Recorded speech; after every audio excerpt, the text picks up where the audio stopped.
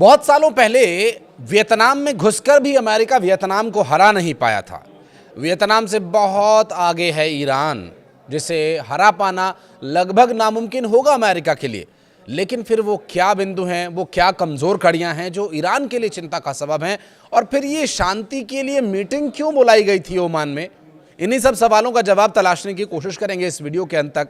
दरअसल ओमान में शांति के लिए मीटिंग बुलाई गई, और ये मीटिंग शांति के लिए बुलाई गई ऐसा तो प्रतीत नहीं होता है, क्योंकि ये मीटिंग असल में दोनों एक दूसरे को भांपने के लिए बुलाई थी और एक दूसरे को नापने के लिए बुलाई थी, और एक दूसरे के मन में क्या चल रहा है उनके इरादों को जानने के लिए बुलाई गई थी।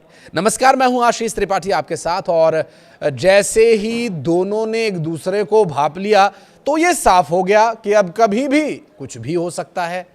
अमेरिका और ईरान के बीच ओमान की राजधानी मस्कट में अप्रत्यक्ष बातचीत खत्म होने के कुछ ही पलों के बाद अमेरिका ने ईरान के खिलाफ नए तेल प्रतिबंधों का ऐलान कर दिया।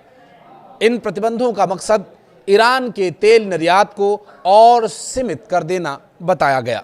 तेहरान इस कदम से सख्ते में है।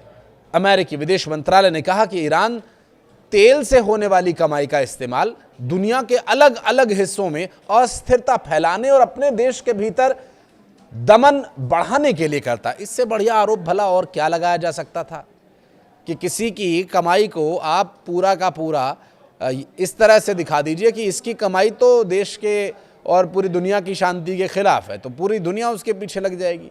लेकिन असल में मिडिल ईस्ट से इन दिनों जो तूफान गुजर रहा है, ईरान और अमेरिका के बीच चल रही टेंशन के बीच अब अटैक हुआ कि तब अटैक हुआ, ये स्थिति बनी हुई है। ट्रंप और खामेनेई की लगातार धमकियों के बीच हाल ही में ईरान अमेरिका के बीच बातचीत हुई।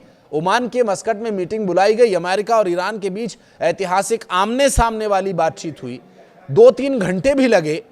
ओमान की राजधानी मस्कट में अमेरिका और ईरान के बीच न्यूक्लियर बातचीत खत्म हुई तो ये स्पष्ट हुआ कि ये बातचीत दरअसल शांति समझौते के लिए काफ़ी नहीं है, क्योंकि कोई बात बनी ही नहीं। और मीडिया रिपोर्ट्स के मुताबिक ईरान और अमेरिका के बीच मस्कट एक शाही महल में अप्रत्यक्ष रूप से परमाणु वार्ता भी हुई, जहां खामेनेई और ट्रंप के दूतों ने अपने अपने पक्ष रखे। मीटिंग खत्म करके दोनों पक्ष बाहर निकल गए। पहले ईरानी प्रतिनिधिमंडल का काफिला होटल के लिए रवाना हुआ, और फिर उसके बाद अमेरिकी टीम की गाड़ियां वहां से निकली, जिससे यह साफ हो गया कि दोनों एक मेज पर बैठने से बच रहे हैं। उन्होंने परहेज किया। दोनों तरफ से भी अभी किसी फैसले पर मुहर तो नहीं लगी है, लेकिन दोनों के एक्शंस ये बताने के लिए काफ़ी हैं कि कुछ शांति वांति होने वाली नहीं है। अभी ये स्थिति ऐसे ही तनावपूर्ण बनी रहेगी।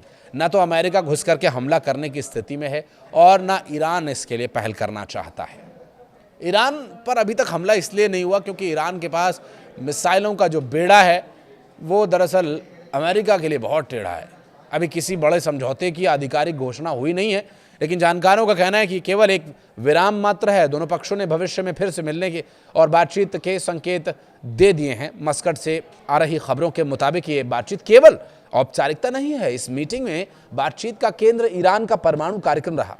इसके अलावा जून 2025 में हुए सैन्य टकराव और हालिया तनाव के बाद दोनों पक्ष अब टेबल पर लौटने को तैयार दिख रहे हैं। कहीं से तो दरवाजा खुले। ईरान की ओर से विदेश मंत्री अब्बास अरागची ने मोर्चा संभाला, जबकि अमेरिकी पक्ष का नेतृत्व स्टीव विटकॉफ और राष्ट्रपति ट्रंप के करीबी जेरेड कुशनर कर रहे हैं। अरागची ने सोशल मीडिया पर स्पष्ट किया कि वे खुली आंखों और पिछले साल की कड़वी यादों के साथ बातचीत में आए। ईरान केवल परमाणु मुद्दे और प्रतिबंधों को हटाने पर बात करना चाहता है। वॉशिंगटन परमाणु मुद्दे के साथ साथ ईरान के बैलिस्टिक मिसाइल प्रोग्राम और क्षेत्रीय गुटों को मिलने वाली मदद पर भी चर्चा चाहता है। ये बातचीत ऐसे समय में हो रही है जब अमेरिकी नौसेना का बेड़ा क्षेत्र में मौजूद है और तनाव चरम पर है। ईरान के राजदूत मोहम्मद फथली ने आज दिल्ली में मीडिया से बात करते हुए कई बड़े संकेत दिए, जिसमें उन्होंने भारत को एक महत्वपूर्ण क्षेत्रीय शक्ति बताया और हाल ही में संयुक्त राष्ट्र में ईरान के प्रति भारत के सिद्धांतवादी रुख के लिए आभार भी प्रकट किया। उन्होंने स्पष्ट किया कि ईरान में स्थिति नियंत्रण में है और वहां रहने वाले भारतीय नागरिकों को घबराने की जरूरत नहीं है। फतली ने संकेत दिया कि ईरान कूटनीति में विश्वास रखता है लेकिन अपनी संप्रभुता से समझौता नहीं करेगा। रिपोर्ट्स के मुताबिक ओमान के विदेश मंत्री के जरिए दोनों पक्षों ने अपनी गुप्त शर्तों और समझौतों का एक कच्चा चिट्ठा एक दूसरे को थमा दिया है, जिससे एक पॉजिटिव फ्रेमवर्क तो तैयार हो गया है, लेकिन सस्पेंस अभी बरकरार है। ईरान और अमेरिका की बातचीत अब एक ऐसे मोड़ पर आ पहुंची है जहां कूटनीति की मेज पर शांति की नहीं बल्कि बारूद की गंध महसूस हो रही है। एक्सपर्ट वली नासर के मुताबिक तेहरान और वॉशिंगटन इस वक्त एक बेहद खतरनाक खेल खेल रहे हैं, जहां दोनों पक्ष युद्ध की पूरी तैयारी में हैं लेकिन टकराने से कतरा रहे हैं। दोनों देश सैन्य कार्रवाई को सिर्फ एक लेवरेज या हथियार की तरह इस्तेमाल कर रहे हैं ताकि बातचीत की टेबल पर एक दूसरे को घुटने टेकने पर मजबूर किया जा सके। ये ऐसा मनोवैज्ञानिक युद्ध है जहां तलवारें खींची हुई हैं, पर वार करने से पहले हर कोई दूसरे की पलक झपकने का इंतजार कर रहा है। कुछ कहना चाहें तो कमेंट सेक्शन में अपनी राय जरूर दीजिएगा। धन्यवाद।